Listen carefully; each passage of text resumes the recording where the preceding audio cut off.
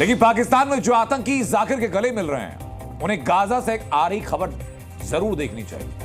वो खबर ये कि गाजा में हमास के कुख्यात कमांडर याह्या सिनवार से जुड़ी है।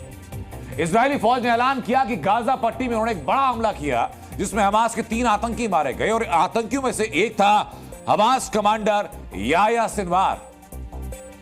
इजरायली इंटेलिजेंस ने दावा किया कि शव का डीएनए टेस्ट किया गया ताकि यह साबित हो सके कि याह्या सिनवार की मौत की पूरी पुष्टि हो सकी। याह्या सिनवार का मारा जाना यकीनन गाजा के युद्ध की दशा और दिशा को बदलने वाला है।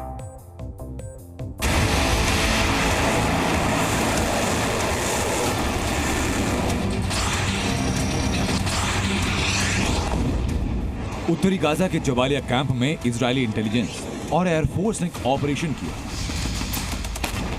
ऑपरेशन के ठीक बाद सामने आई सिनवार के मारे जाने की जानकारी और जानकारी के कुछ मिनट बाद सामने आई एक तस्वीर जिसमें एक शव को दिखाया गया। इस तस्वीर को गौर से देखिए।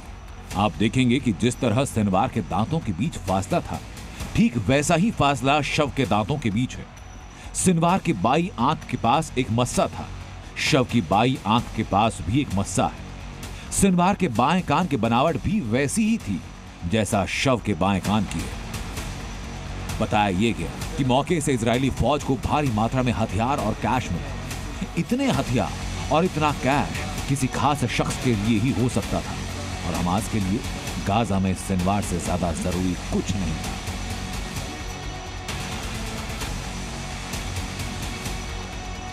याह्या सिनवार गाजा में हमास का सबसे बड़ा कमांडर, कहने को पोलित ब्यूरो से जुड़ा था, लेकिन असल में सिनवार ने 7 अक्टूबर के आतंकी हमले की साजिश रची और गाजा में हमास के आतंकियों की कमान उसी के हाथ में थी। लेकिन अब युद्ध पलट सकता है। सिनवार के मारे जाने के बाद हमास कमांडर विहीन हो जाएगा, जो सीधे तौर पर हमास के हमलों पर असर डालेगा। सिनवार की मौत से हमास का हौसला टूटेगा और मुमकिन है कि हमास के स्थानीय नेता सरेंडर करें या सीज फायर जैसा कोई फैसला लेने पर मजबूर हो। सिनवार के मारे जाने से हमास के समर्थन में चलाए जा रहे प्रोपेगेंडा कैंपेन को झटका लगेगा। अगर सिनवार की मौत की पुष्टि होती है तो हमास की कमर तोड़ने के लिए इजरायली फौज गाजा पर फुल एंड फाइनल अटैक भी कर सकती है।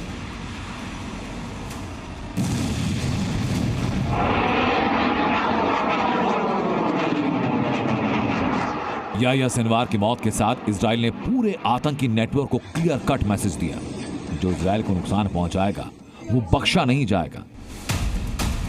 पहले तेहरान में इस्माइल यानियेह मारा गया और अब गाजा से इस सिनवार की मौत की खबर आई, यानी हमास की टॉप लीडरशिप खत्म हो चुकी है। इसी तरह पहले बेरूत में हसन नसरल्लाह की मौत हुई, जिसके बाद एक और हमले में नसरल्लाह के बाद कमांडर बना हाशिम सैफुद्दीन को खत्म कर दिया गया और फिलहाल हिजबुल्लाह के चीफ कमांडर को लेकर कोई जानकारी नहीं। इजराइल न सिर्फ आतंकी संगठनों बल्कि लीडरशिप को बता रहा है कि 7 अक्टूबर का बदला पूरा होने तक इजराइल ना रुकेगा ना झुकेगा। ब्यूरो रिपोर्ट, जी मीडिया। जी न्यूज़।